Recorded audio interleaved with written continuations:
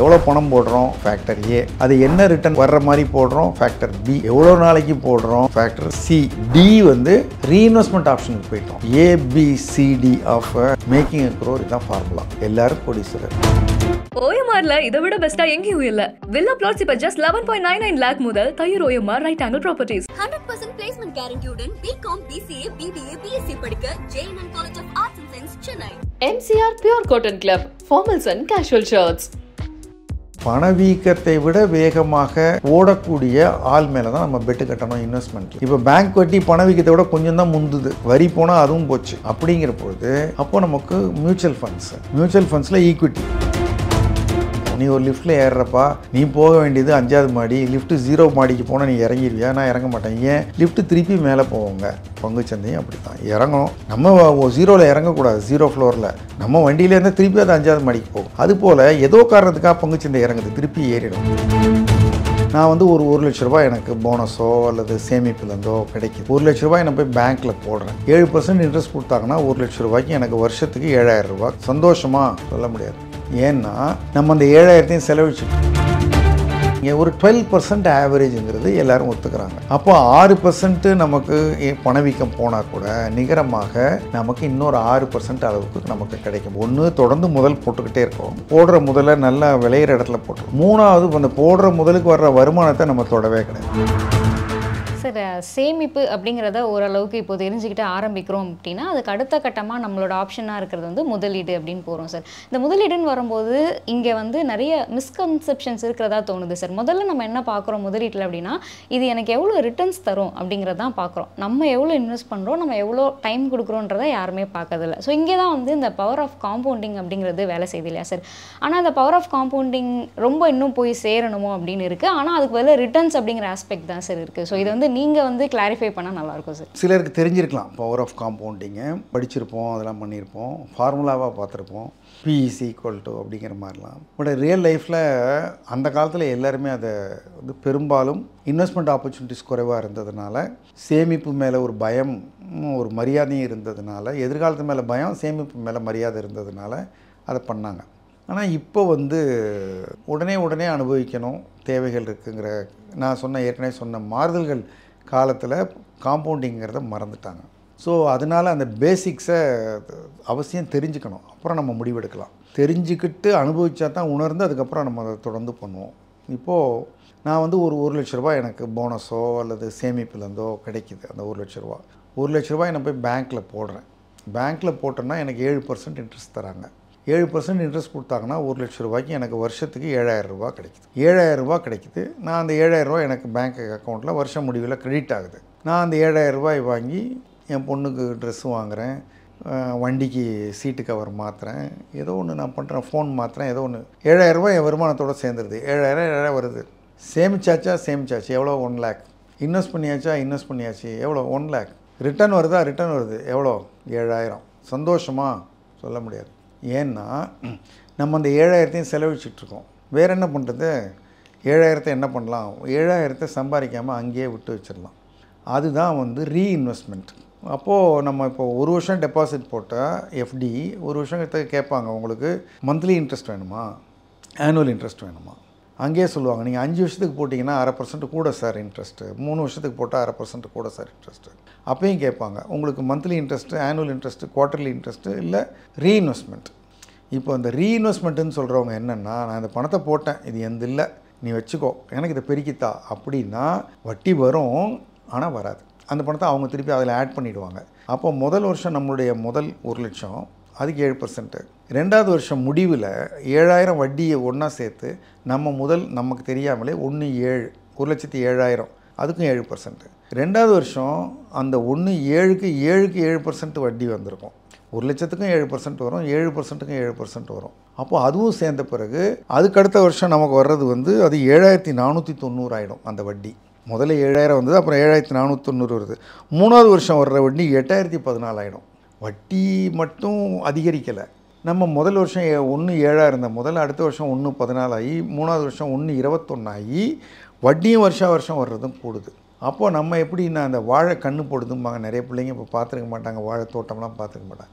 ஒரு வாழையை வச்சா பக்கத்துலேயே பொசுக்குன்னு ஒரு 3 வாழை வந்துடும். இந்த வாழை குழத்தள்ளுற போது அவர் வளர்ந்துருப்பார், இளைஞனாக இருப்பார் அவர்.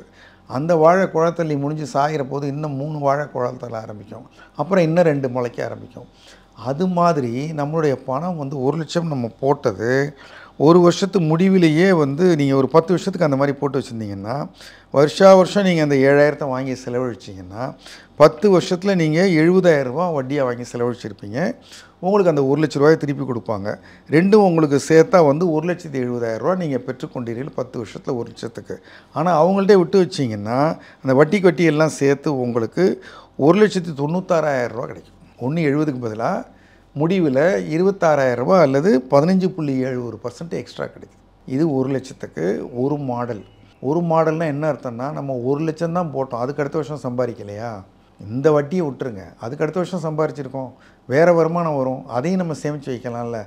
அப்படின்னா வருஷம் லட்ச ரூபா போட முடியுமா? நான் அவ்வளோ பெரிய சம்பளக்காரன் இல்லை சார் அப்படின்னா அதுக்கு ஒரு வழி இருக்குது. நீங்கள் வந்து வருஷத்துக்கு லட்ச ரூபா சேமிக்க முடியும், ஒரு வாட்டியும் 1 லட்ச ரூபா சேமிக்க வேண்டாம். இப்போ இதில் என்ன அட்வான்டேஜ்னா, இப்போது நம்ம 4 கன்று வச்சு சுடுற மாதிரி அல்லது 2-3 வாழையை ஒன்றா வச்சுட்ட மாதிரி. ஒன்று நம்ம போடுற 1 லட்சங்கிறது முதல் 1 லட்சம், அதுக்கப்புறம் மாதம் போடுறோம் இல்லைங்களா, ஒரு பக்கம் வட்டி வருது, இன்னொரு பக்கம் நம்ம முதல்ல அதிகரிக்கிறோம் நம்ம பங்குலேருந்து. அந்த வட்டிக்கு வர்ற வட்டியும் முதலாயிடுது. அது வந்து இந்த மீன் குஞ்சு போட்டு கசமசன்னு ஓடுற மாதிரி, நண்டு குஞ்சுங்க ஓடுற மாதிரி நம்மளுடைய பெரிய முதல், சின்ன முதல், வட்டிக்கு வட்டி, நம்ம புதுசாக போடுற சேமிப்பு எல்லாம் சேர்ந்து ஒரு பெரிய ஒரு கூட்டம் மாதிரி ஆகிடும். நம்மளை எப்படியாவது முன்னேற்றி ஆகணுங்கிற ஒரு கூட்டம் கிளம்பிடும். சார், இப்போது இங்கே தான் வந்து இந்த பணவீக்கம் அப்படிங்கிற ஒரு விஷயம் வந்து ப்ளே பண்ணுது இல்லையா சார்? ஸோ பணவீக்கத்தை தாண்டி பணம் வளரணும் அப்படின்னா இங்கே வேறு என்னென்ன ஆப்ஷன்ஸ்லாம் இருக்குது அப்படிங்கிறத தேட ஆரம்பிக்கிறோம். இப்போது நீங்கள் சொன்ன மாதிரி பணவீக்கம் வந்து நாட்டில் ஒரு 6% 7% இருக்குது. 4.5% அஃபிஷியலாக அவங்கவுங்க பேஸ்கெட் ஆஃப் கூட்ஸ் என்ன கன்சியூம் பண்ணுறாங்கங்கிறத பொறுத்து அது அதிகமாக இருக்கும். எல்லார் உபயோகப்படுத்துகிற பொருட்களினுடைய விலைவாசியும் ட்ராக் பண்ணுறதில்ல அரசாங்கம் வெளியிடுகிற இன்ஃப்ளேஷன் நம்பர்ஸு. அவங்க வந்து பெரும்பாலான மக்கள், நடுத்தர சாதாரண மக்கள் பயன்படுத்துகிற பொருட்களினுடைய விலைவாசி உயர்வு தான் அதில் சொல்கிறாங்க. நம்ம மக்கள் வந்து சாதாரணமாக இருந்தாலும் நடுத்தரமாக இருந்தாலும் பணக்காரங்க மாதிரி தான் செலவழிக்கிறாங்க, அந்த பொருட்களை தான் பயன்படுத்துகிறாங்க.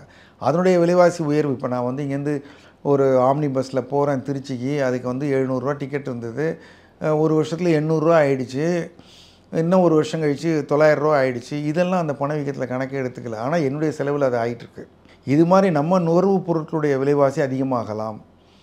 அப்போது ஒரு 7%க்கு 6% விலைவாசின்னு வச்சுக்கிட்டால் கூட, நான் 1 லட்ச ரூபா போட்டு வருஷம் முடிவில் 1.7 ஆகிற போது அந்த 1 லட்ச ரூபாய்க்கு நான் இந்த வருஷம் என்ன வாங்கியிருப்பனோ அடுத்த வருஷம் வாங்கினா அது 1,06,000 விலையாயிடுது. வட்டி சேர்த்து என்கிட்ட 1,07,000 தான் இருக்குன்னா வெறும் 1000 ரூபா தான் நான் ஒரு வருஷம் அந்த பணத்தை விட்டு வச்சதுக்கு எனக்கு கிடைக்கிற கூடுதல் மதிப்பு. அப்படின்னா நான் பிடுங்கினதை பணவீக்கம் பிடுங்கிடுச்சு, என்கிட்ட மிச்சம் இருக்கிறது கையில் ஒட்டிக்கிட்டு இருக்க கொஞ்சோண்டு. அதுக்கு தான் நம்ம என்ன சொல்கிறோம், நீங்கள் வந்து பணவீக்கத்தை விட வேகமாக ஓடக்கூடிய ஆள் மேலே தான் நம்ம பெட்டு கட்டணும் இன்வெஸ்ட்மெண்ட்டில். இப்போ பேங்க் வட்டி பணவீக்கத்தை விட கொஞ்சம் தான் முந்துது, வரி போனால் அதுவும் போச்சு. அப்படிங்கிற பொழுது அப்போது நமக்கு மியூச்சுவல் ஃபண்ட்ஸில் ஈக்விட்டி எல்லா சமயமும் சரியாக வருமா? கரெக்ட், முதலே கூட காணாமல் போயிடும். எப்போது விற்று வெளியேறினா டிசிஷன் எடுத்தால் தான். பேப்பரில் பார்க்குற ப்ராஃபிட்டும் ப்ராஃபிட் இல்லை, பேப்பரில் பார்க்குற லாஸும் லாஸ் கிடையாது. அது ரெண்டுமே நம்ம டிசிஷன் எடுத்தால் தான். அப்பப்போ ஒரு மியூச்சுவல் ஃபண்ட் விளம்பரம் கூட நல்லாயிருக்கும். நீ ஒரு லிஃப்ட்டில் ஏறுறப்பா, நீ போக வேண்டியது 5வது மாடி, லிஃப்ட்டு 0 மாடிக்கு போனால் நீ இறங்கிடுவியா? நான் இறங்க மாட்டேன். ஏன்? லிஃப்ட்டு திருப்பி மேலே போவோங்க. பங்குச்சந்தையும் அப்படி தான் இறங்கணும். நம்ம 0ல் இறங்கக்கூடாது, 0 ஃப்ளோரில் நம்ம வண்டியிலேருந்து திருப்பி அது 5வது மாடிக்கு போகும். யாரோ கீழே அமுக்கியிருக்காங்க போயிருக்கு. அதுபோல் ஏதோ காரணத்துக்காக பங்குச்சந்தை இறங்குது, திருப்பி ஏறிடும்.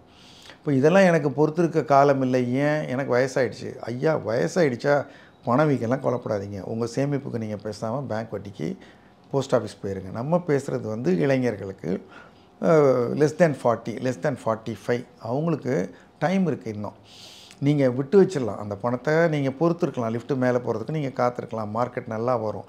அப்போது நீங்கள் வந்து ஸ்டாக் மார்க்கெட்டில் போட்டிங்கன்னா ஆவரேஜாக ஒரு வருஷம் மைனஸ் கொடுக்கும், ஒரு வருஷம் ப்ளஸ் கொடுக்கும், ஒரு வருஷம் டபுள் ப்ளஸ் ட்ரிபிள் ப்ளஸ் கொடுக்கும். நீங்கள் அப்போ கூட எக்ஸிட் ஆகி திருப்பி வந்து டெட் ஃபண்டுக்கு வந்து திருப்பி மேலே வரலாம் மாற்றிக்கிறது. இதெல்லாம் வந்து அந்த டீட்டெயில்ஸ் நிறைய நம்ம புக்கில் சொல்லியிருக்கோம், நிறைய வீடியோஸ் இருக்குது. அப்போது நீங்கள் ஒரு 12% ஆவரேஜுங்கிறது எல்லோரும் ஒத்துக்கிறாங்க. இது வரைக்கும் இருக்க பாஸ்ட் ரெக்கார்டை பார்த்தா 12%ஆவது மினிமம் ரிட்டர்ன் கொடுக்கும். அப்போ 6% நமக்கு பணவீக்கம் போனால் கூட நிகரமாக நமக்கு இன்னொரு 6% அளவுக்கு நமக்கு கிடைக்கும் பணவீக்கத்தையும் தாண்டி. அதாவது கொஞ்சம் போடுறது, மார்க்கெட் இறங்கணும்னு நிறுத்திடுறது, அப்புறம் கொஞ்சத்தை எடுத்து யூனிட்ஸ் எடுத்து விற்று சைக்கிள் வாங்குறது, மோட்டர் சைக்கிள். அது எந்த இல்லை. நல்ல ஃபண்ட் ஹவுஸை செலக்ட் பண்ணிட்டேன், நல்ல பெர்ஃபார்மிங் ஒரு மிட் கேப் ஃபண்டை நான் செலக்ட் பண்ணிட்டேன், நான் போட்டுட்டேன், திரும்பியே பார்க்கல. வயசாகுது, தாடி நரைக்குது, டை அடிக்கிறேன், நான் எனக்கு பிபி வருது, சுகர் வருது, இதெல்லாம் 25 வருஷத்தில் நடக்குது. நம்ம 3 வேலை பண்ணுறோம். ஒன்று, தொடர்ந்து முதல் போட்டுக்கிட்டே இருக்கோம். 2வது, போடுற முதல்ல நல்லா விளையிற இடத்துல போட்டிருக்கோம். 3வது, அந்த போடுற முதலுக்கு வர்ற வருமானத்தை நம்ம தொடவே கிடையாது. ஆக இந்த ஏபிசி எவ்வளோ பணம் போடுறோம், ஃபேக்டர் ஏ. அது என்ன ரிட்டர்ன் மாதிரி வர்ற மாதிரி போடுறோம், ஃபேக்டர் பி. எவ்வளோ நாளைக்கு போடுறோம், ஃபேக்டர் சி. டி ரீஇன்வெஸ்ட்மெண்ட் ஆப்ஷனுக்கு போயிட்டோம். ABCD of making a crore, இதுதான் ஃபார்முலா. ஏபிசிடி. எல்லாரும் கோடீஸ்வரர். ஒழுங்கு, அதை தொடாத ஒரு பழக்கம். நல்ல இதில் 25 வருஷம் 30 வருஷங்கிறோம். 20வது வருஷத்தில் மார்க்கெட் ரொம்ப பீக் ஆகி நிஃப்டி 1.5 லட்சம் போயிடுது, 1 லட்சம் போயிடுது. ஐயா எனக்கு பயமாக இருக்குது, இதுவே என்னால் தாங்க முடியல, தலைக்கு மேலே 10 பணம் ஏற்றிருக்கீங்க, விழுந்தால் எல்லாம் போச்சு, எடுத்துக்கோ, டெட் ஃபண்டுக்கு மாற்றிக்க. மார்க்கெட் விழுந்தால் திருப்பி ஈக்விட்டிக்கு வா, இல்லை இதோட ஹாப்பியாக போ.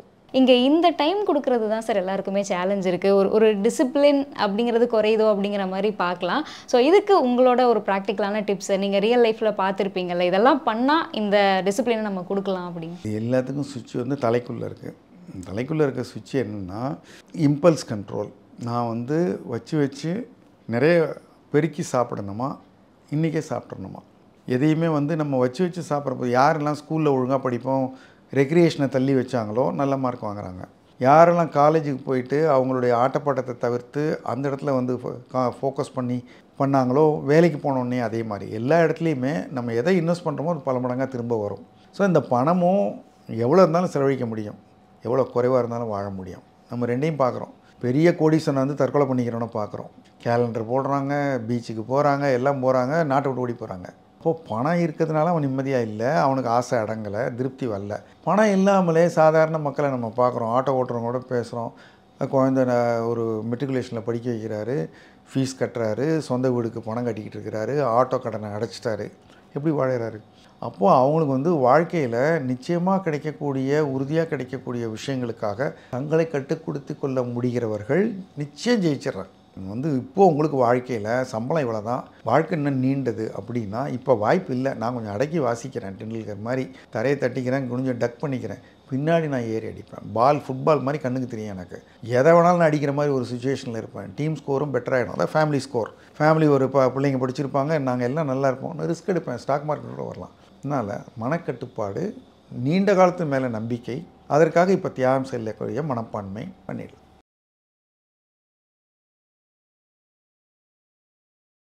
OMRல இதை விட பெஸ்டா எங்கேயும் இல்ல.